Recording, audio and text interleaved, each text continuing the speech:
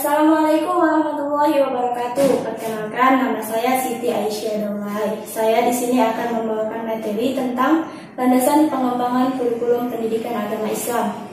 Sebelum kita memasuki tentang landasan, ada baiknya kita memahami apa pengertian dari pengembangan kurikulum itu sendiri. Pengembangan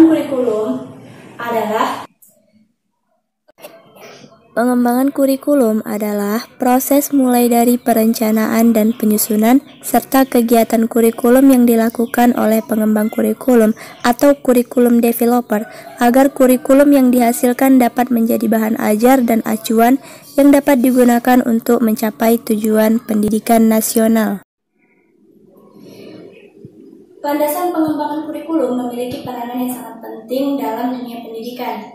Sehingga jika diibaratkan seperti sebuah bangunan gedung atau rumah yang tidak memiliki pondasi yang kuat, maka bangunan gedung tersebut akan mudah roboh ketika ada goncangan atau diterpa angin yang kencang.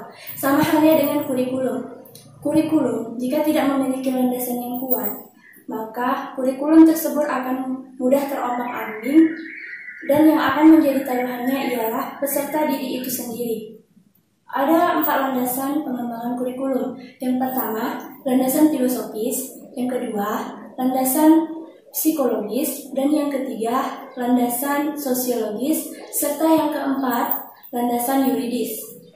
Yang pertama, landasan filosofis. Landasan filosofis dalam pengembangan kurikulum itu mencakup tentang landasan filsafat, mengidentifikasi serta mengimplementasikannya. Dengan filsafat, metodologi praktik pendidikan itu menjadi lebih terarah, sehingga timbal baliknya praktik pendidikan itu menjadi bahan bagi pertimbangan dalam mengembangkan kurikulum itu sendiri.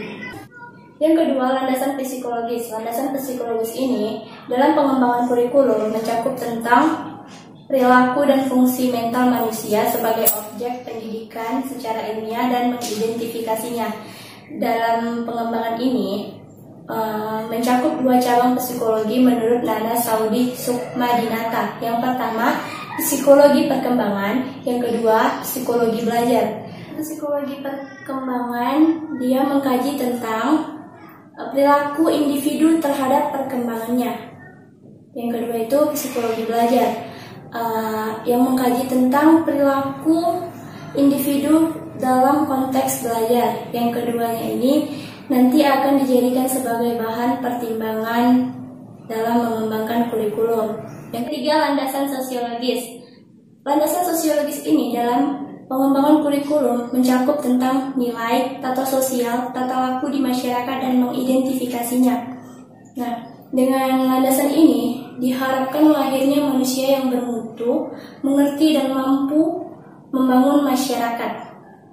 Nah, dari sini timbullah pertanyaan, mengapa pengembangan kurikulum harus mengacu pada landasan sosiologis? Karena anak-anak atau peserta didik itu berasal dari masyarakat yang nantinya akan terjun ke masyarakat. Maka dari itu, kurikulum dengan segala perangkatnya seperti isi, tujuan, dan proses harus disesuaikan dengan kondisi, karakteristik, perkembangan masyarakat itu sendiri. Yang keempat, landasan yuridis. Kurikulum pada dasarnya adalah produk yuridis yang ditetapkan melalui Keputusan Menteri Pendidikan Nasional Republik Indonesia sebagai pengejawantahan dari kebijakan pendidikan yang ditetapkan oleh lembaga legislatif yang berdasarkan kepada konstitusi atau UUD. Nah, jadi landasan pengembangan kurikulum pendidikan agama Islam pada hakikatnya adalah faktor yang harus diperhatikan dan dipertimbangkan oleh para pengembang kurikulum ketika hendak mengembangkan kurikulum di dalam suatu lembaga pendidikan. Baiklah, hanya itu saja yang dapat saya paparkan. Sekian dan terima kasih. Assalamualaikum warahmatullahi wabarakatuh.